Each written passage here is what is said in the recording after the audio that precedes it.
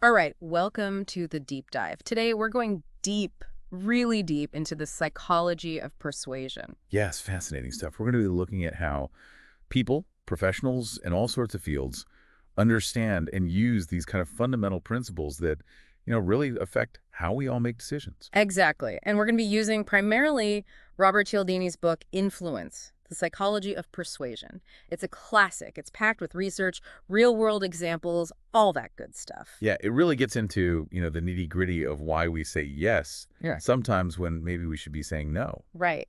And that's kind of the mission here, to give you, the listener, a better understanding of why we're all susceptible to these kind of, I don't know, sometimes subtle, sometimes not so subtle ways we can be influenced. Yeah, and how to recognize when these techniques are maybe being used on us, right? Exactly. So it's kind of like, even though we feel like we're making our own choices, there are these kind of triggers, almost like with animals, right? You can kind of predict how an animal's going to react to certain cues. Right, like that click warrior Yeah. response. Cialdini talks about that a lot. Yeah. It's like, just as a mother, Turkey will, care for any chick that makes the cheep, cheep sound, even if it's not her own.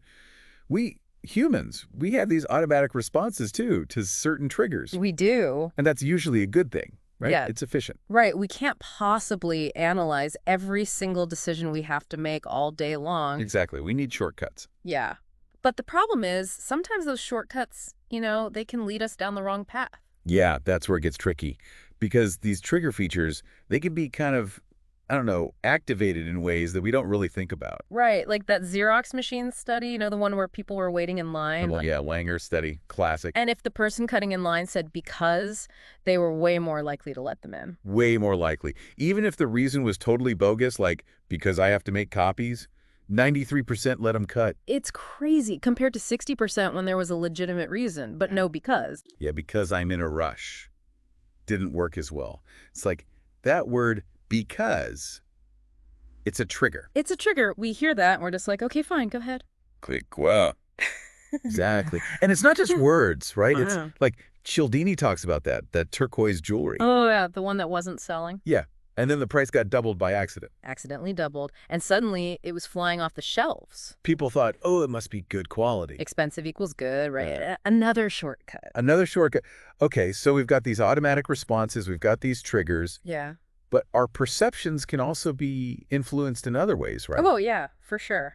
One way is the contrast principle. Oh, tell me about this. So basically, how we see something depends a lot on what we saw right before it.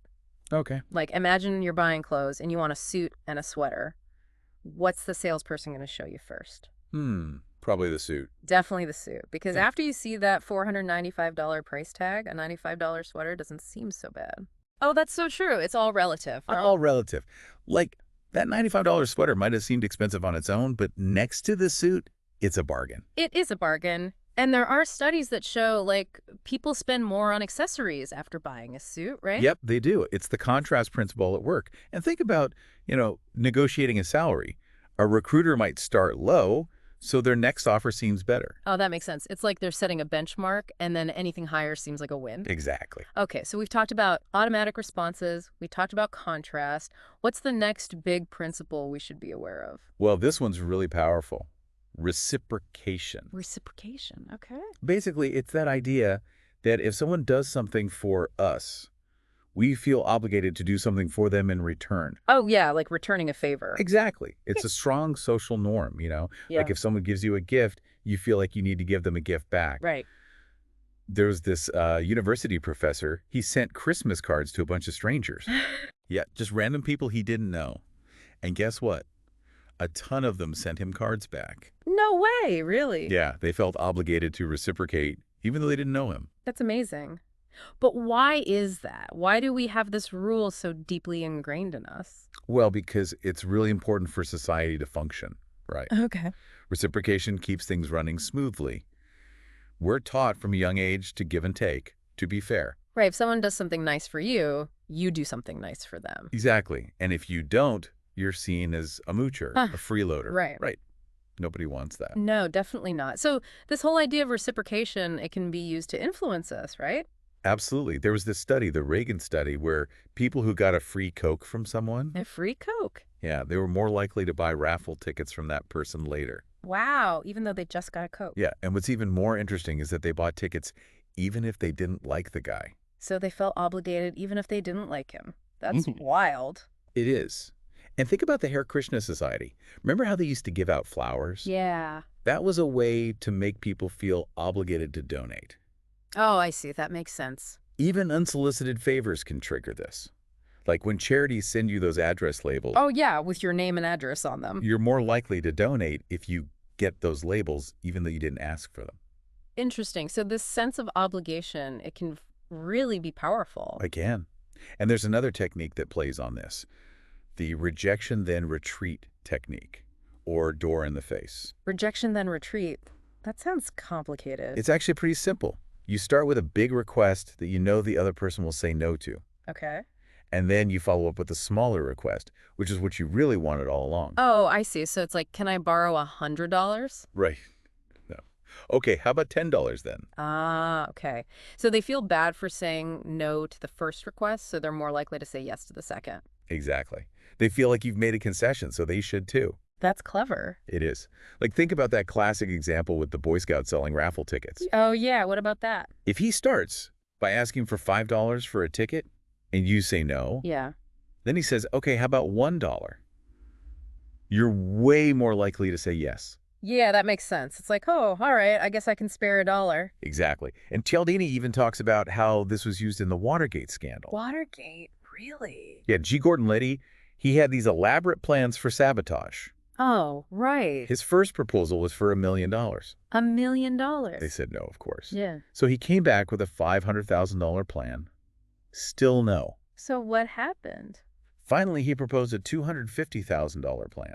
Still a lot, but way less than $1 million. Right. And they ended up going for it. Wow. So even though it was still a shady plan, the smaller amount made it seem more acceptable. Exactly. They felt like Liddy had compromised, so they should too. That's incredible. It shows how powerful this technique can be. It really does. Hmm. And the research shows that people who agree to something after this kind of back and forth, they feel more responsible for the decision. Oh, interesting. They're more likely to follow through because they feel like they had a hand in shaping the outcome. Okay, so knowing all this, how can we protect ourselves from this kind of unwanted reciprocity? The key is to recognize when someone's using this technique on you. Okay. Like if someone does you a favor, but it feels like they're expecting something big in return. Right, like they have an ulterior motive. Exactly. In those cases, you don't have to feel obligated to reciprocate. So you're saying we can kind of reframe how we see that initial action. Exactly. Don't see it as a genuine favor, see it as a tactic. That's really helpful. It's like Yeah. we can take back control, right? Exactly. All right, moving on. Another important principle is commitment and consistency. Okay, tell me about that. So people generally want to be consistent with their actions, their beliefs, everything. Right, like we want to feel like we're true to ourselves. Exactly. And once we make a commitment, even a small one, we're more likely to stick with it. Oh, I can relate to that. Like if I tell someone I'm going to do something, I feel like I have to follow through. Exactly. It's that need to be consistent. Yeah. And that can be a good thing, right? It helps us be reliable, follow through on things. Right. But like all these principles, it can be exploited. Oh, how so? Well, think about people who invest in something big, like, I don't know, learning transcendental meditation. TM. Okay. Even if they start having doubts about it, they might still convince themselves it works Why would they do that? to justify the time, the money, the effort they already put in. Ah, so they don't feel like they wasted their resources. Exactly. It's called cognitive dissonance. We don't like feeling like we made a mistake. Right. And toy companies, they use this all the time. Really? How? Think about Christmas. They advertise these must-have toys, Yeah. create a ton of demand, Yeah. but they don't send enough to the stores. Oh, that's so frustrating. Right. So parents promise their kids they'll get the toy, but then it's sold out. And they have to buy something else instead. Exactly. Then, after Christmas, they start advertising the toy again. Oh, I see. And the kids are like, but you promised. Exactly. So the parents end up buying the toy anyway, just to be consistent with their earlier promise. That's brilliant. Or maybe a little sneaky. A bit of both. Mm-hmm. So you see, getting someone to make that initial commitment, even a small one, can be really influential. It's like setting the stage for later actions, right? Exactly. So what are some things that make a commitment even more powerful? Well, one really interesting example comes from the Korean War. The Korean War, okay. American POWs, they were held by the Chinese communists. Right. And the Chinese, they had this, what they called a lenient policy. Lenient policy, that sounds strange. It was all about getting the prisoners to cooperate, but not through force. So how did they do it? They'd start with tiny requests, like write a statement saying America isn't perfect. Oh. Something small, seemingly harmless. But then they'd encourage the prisoners to write it down. Okay. And then they'd publicize it, spread the word around the camp. So even these little actions could have a big impact. Yeah, because it created a sense of commitment, even if the prisoner didn't really believe what they were writing. So it's like they were slowly changing how the prisoners saw themselves. Exactly. And there's this study, the foot in the door technique. Foot in the door. Yeah, they asked people to sign a petition about safe driving.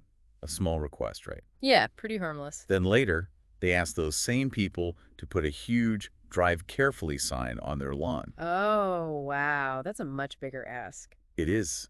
But the people who signed a petition, they were way more likely to agree to the sign. Wow. So even that small initial commitment made them more likely to comply with the larger request later. Exactly. Because they already saw themselves as someone who cares about safe driving. That's fascinating. So you're saying the more committed we are to something, the more likely we are to act in ways that are consistent with that commitment. Absolutely. And you mentioned that public commitments are even stronger, right? Oh, yeah, definitely. Yeah. Because now it's not just about us. It's about how others see us, too. Right. Like, back in the POW camps, the Chinese made sure everyone knew about the prisoner statements. Oh, I see. They broadcasted them on the radio, even to the American troops. So the prisoners couldn't really back down, even if they wanted to. Exactly. It became part of their identity, in a way. Wow. And there are other examples of this too, right? Like weight loss clinics. Yeah, they encourage people to publicly announce their goals. Makes them more likely to stick with it. Right, because now everyone's watching. And what about those difficult initiations, like in fraternities? Oh, yeah, those definitely increase commitment. Like, I went through all that, so this group must be really important. Exactly. And it's not just about external pressure. We also internalize things when we make a choice freely. There was this study with kids and a robot toy. A robot toy. Yeah. Some kids were told, don't play with this toy. Others were told, you absolutely cannot play with this toy or you'll be in big trouble. Okay, so one was a mild warning and the other was a serious threat. Right. And you know what? The kids who got the mild warning, they were actually less likely to play with the toy even when the researcher left the room.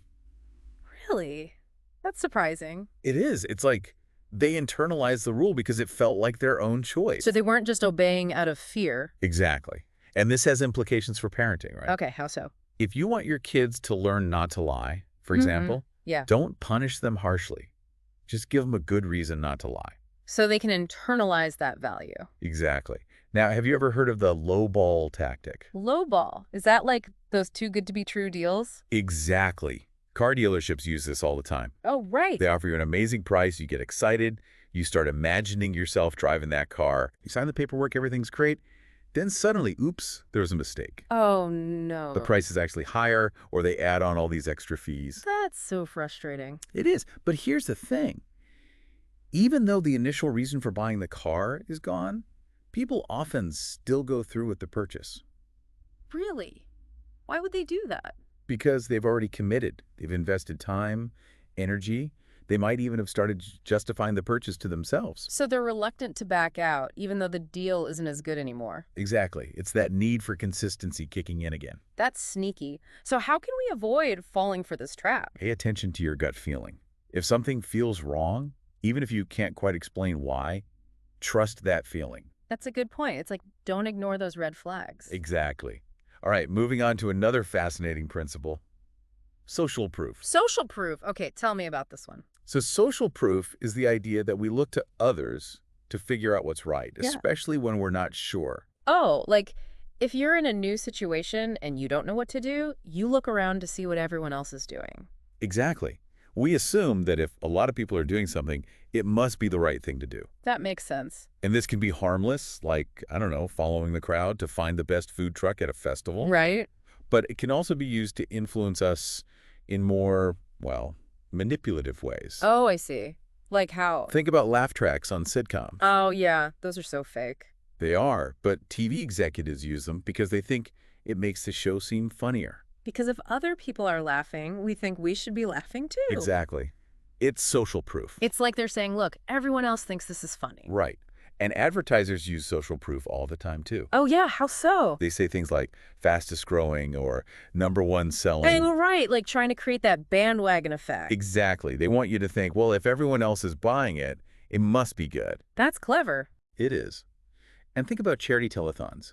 They always announce how much money they've raised so far. Right, like look at all these other people who have donated. Exactly. It makes you feel like donating is the right thing to do. It does. And you know, I've even heard of nightclubs creating fake lines outside to make the club seem more popular. Yeah, that's another example. And salespeople love to tell you stories about other happy customers. So it's like they're trying to create that sense of everyone else is doing it, so you should too. Exactly. And it works. There's this quote from Kevin Robber, a sales consultant. He said, since 95% of the people are imitators and only 5% initiators, people are persuaded more by the actions of others than by any proof we can offer. That's pretty powerful. So we really are influenced by what other people are doing. We are, especially when we're not sure what to do ourselves. Yeah. And it's even more powerful when we see people similar to us doing something. Oh, that makes sense. We're more likely to follow the lead of someone we identify with. Exactly. There's this fascinating story about a doomsday cult. A doomsday cult. Yeah, led by a woman named Marion Keech. Okay. They believed the world was going to end in a flood. Oh, wow. And before the supposed flood, they were pretty secretive, not really trying to recruit anyone. But then the flood didn't happen, right? Right, and that's when things got really interesting. Okay, what happened? They started going public, trying to convert everyone they could. Really? But their prediction was wrong. You'd think they'd give up. You'd think so, but they actually doubled down on their beliefs Why would they do that? because they needed social proof. Social proof. Yeah, they were trying to convince themselves they were right by convincing others. Oh, I see. So they were using other people's belief to validate their own doubts. Exactly. It's a Yeah. powerful psychological mechanism. That's amazing.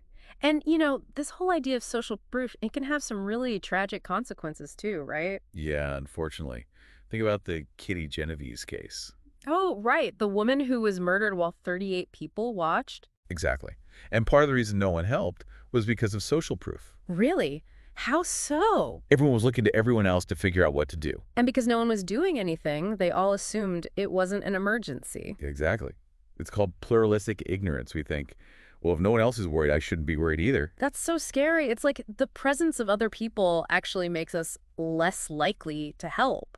Yeah, it's counterintuitive, but it's true. So what can we do about that? Like, if we're ever in a situation where we need help. Be specific. Don't just yell, help. Okay. Point to someone. Say, you in the red jacket, call 911. Ah, so you're assigning responsibility to a specific person. Exactly. That reduces the ambiguity, and it makes it clear who needs to act. That's a good tip. And remember, social proof is strongest when we're uncertain and when we see people similar to us doing something. Right. That's why advertisers love those average person testimonials. Oh, yeah, like this product changed my life. Exactly. And they show someone who looks just like their target audience. Makes it more relatable, right? Exactly. There was even a study where they dropped wallets, and the ones with letters from average people were more likely to be returned. Really? That's interesting. And, you know, I've even experienced this with my own son. Oh yeah, how so? He was afraid of swimming, but then he saw another little boy about his age having fun in the pool. And that made a difference. Yeah, he was like, if he can do it, I can do it too. It's amazing how powerful that can be, just seeing someone similar to us doing something.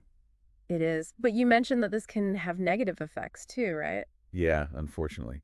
There's something called the Werther effect. The Werther effect. It's the idea that publicized suicides can lead to more suicides. Oh, wow. Because people who are already struggling might see that and think, if they did it, maybe I should too.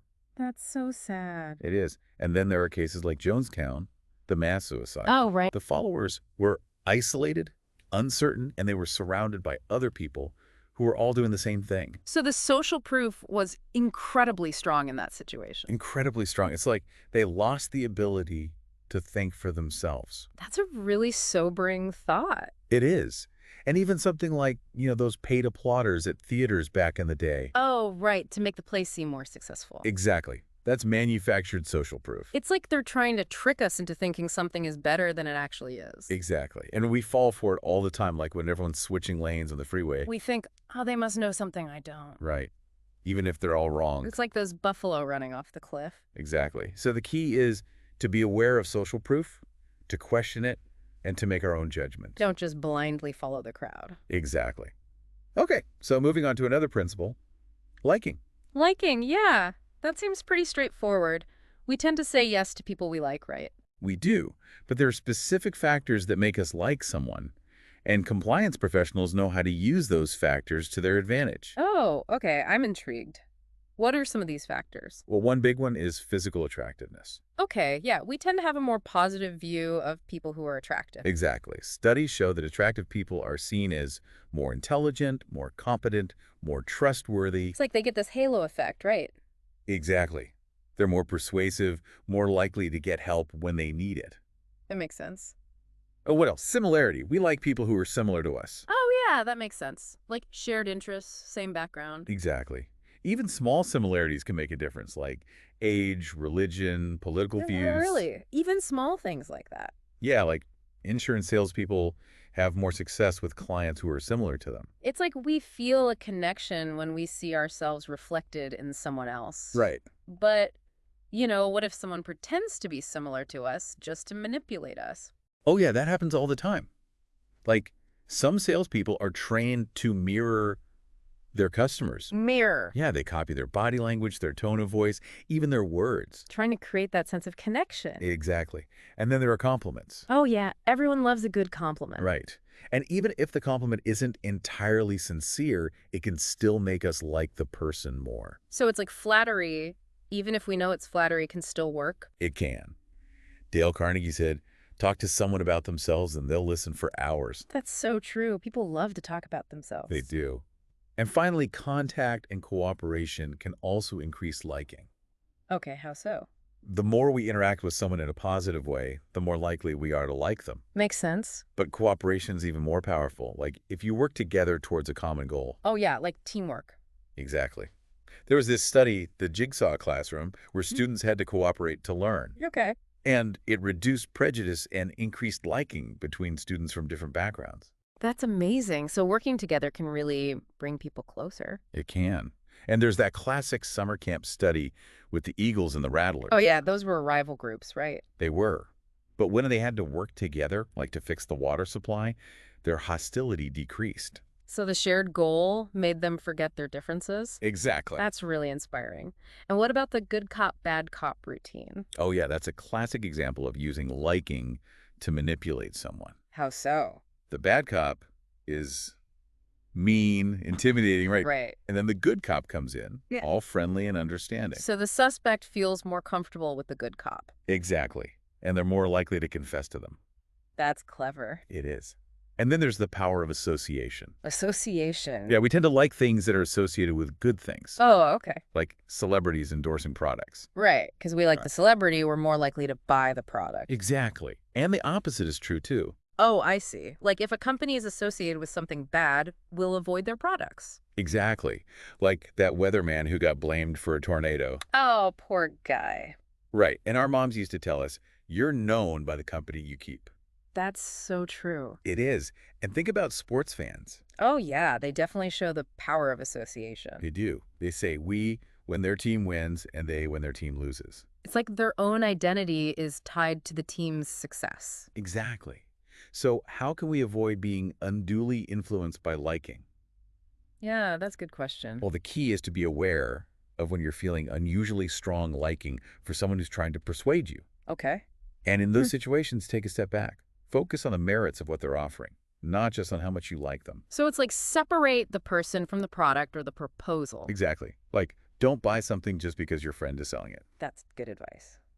All right, let's move on to our last principle, authority. Ah, yes, authority. This one is all about our tendency to obey figures of authority. Makes sense. We're taught from a young age to respect authority, right? And it's usually a good thing. It keeps society running smoothly. Right? But it can also make us vulnerable to manipulation. Oh, how so? Because sometimes we obey even when we shouldn't.